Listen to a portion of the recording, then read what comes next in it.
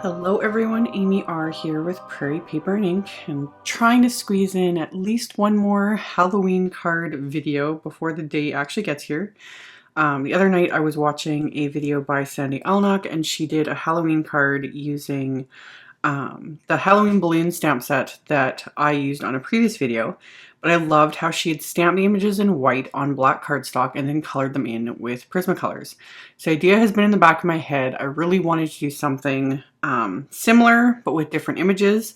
I've done colored pencil coloring on craft cardstock and things like that. I'm not sure if I've ever done it on black cardstock, but anyway. Very simple, very basic. I'm using the Reverse Confetti Best Witches stamp set that I had shown in a haul video not too long ago. And I'd stamped the images onto just some black cardstock with Hero Art's Unicorn White ink. And then I'm using my Prismacolor pencils to color them in. I'm using a very light touch. You don't want to press too hard with these because Prismacolor pencils are wax based. So if you press too hard, the wax really starts to show up and you get that shiny look with them. Although if that's what you want, go right ahead. Another thing though, if you use a light touch, you're able to blend the pencils more. I will link to Sandy's video in the description below mine. She's able to explain a lot more because she's an actual artist. Whereas me, I just like to color.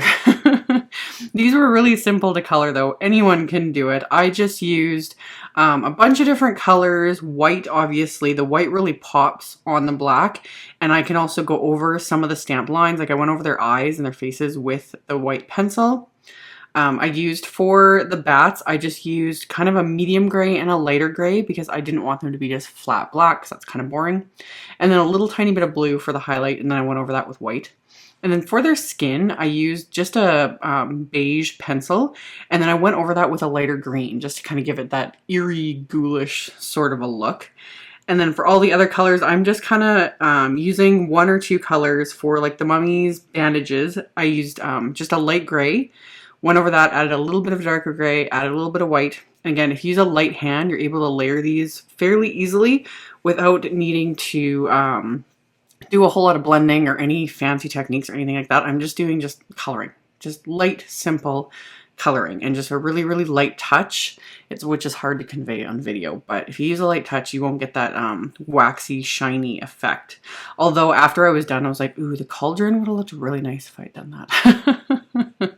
But anywho, hindsight as always. But I did all my coloring. I would add the highlights first sometimes after, just to kind of give you an idea of where I wanted to put things. But for the most part, I was just adding some color, keeping it fairly simple. Once I got all the color down, and that was another reason, I stamped all the images first before even filming.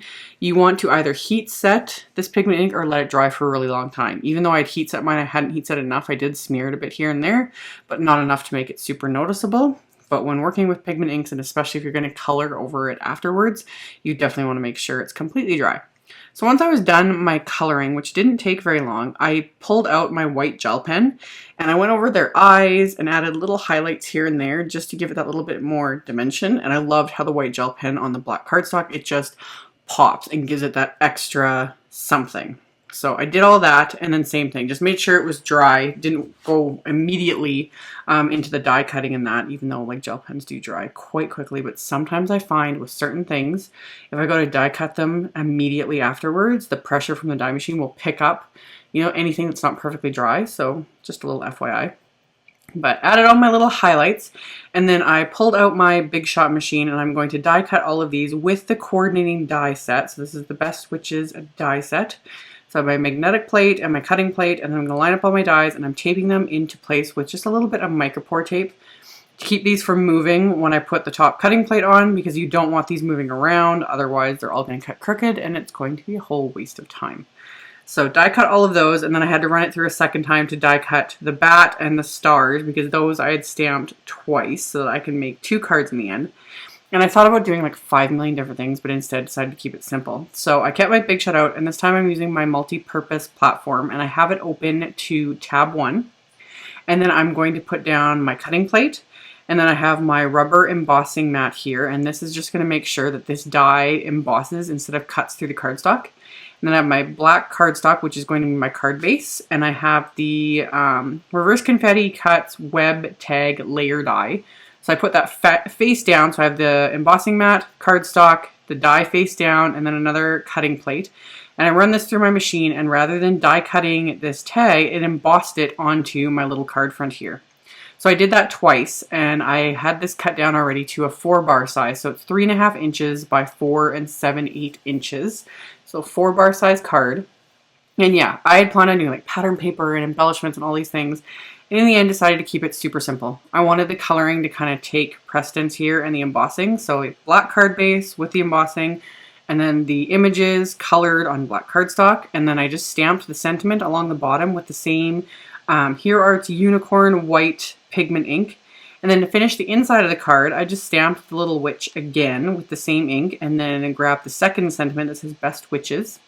And then I did the exact same thing for the second card. I adhered all my little characters, which I just used little dimensionals to give it that little extra bit of something.